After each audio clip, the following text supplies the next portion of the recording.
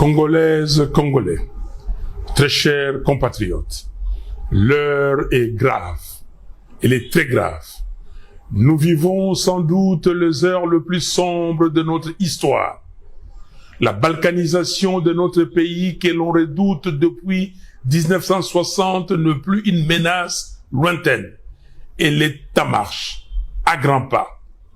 Nous devons l'arrêter. Et pour cela, je m'adresse solennellement à trois compatriotes, Corneille Nangaa, Joseph Kabila et Félix Tshisekedi. Monsieur Nangaa, je vous en conjure, cessez d'être complice des massacres de nos frères et sœurs. Cessez de livrer notre sol, nos vies et nos ressources aux forces étrangères. Le sang congolais ne peut plus couler avec votre complicité. Aucune ambition ne vaut le prix de la souffrance de tout un peuple.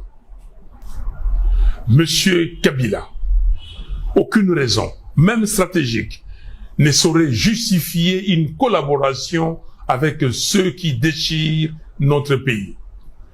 Le chemin vers la rédemption de nos erreurs passées, c'est le dialogue, pas la compétition.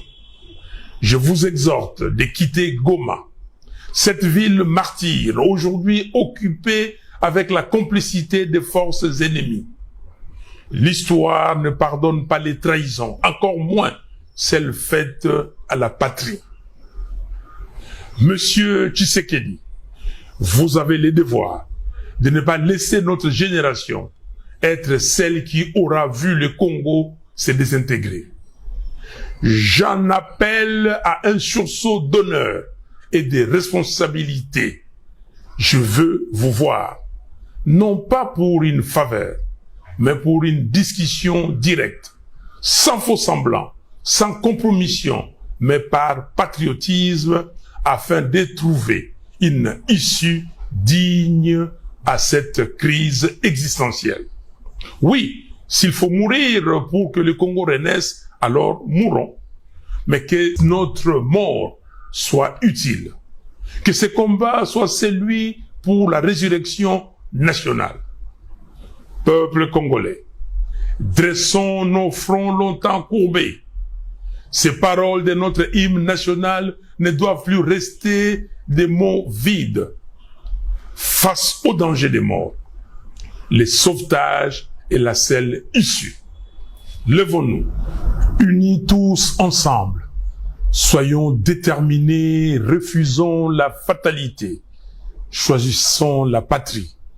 Construisons enfin cette cohésion nationale, fruit espéré des temps de sacrifice que le sang versé n'a jamais vu naître. Le Congo nous appelle, le Congo nous attend, le Congo a besoin de chacun de nous. Nous avons besoin de la cohésion nationale.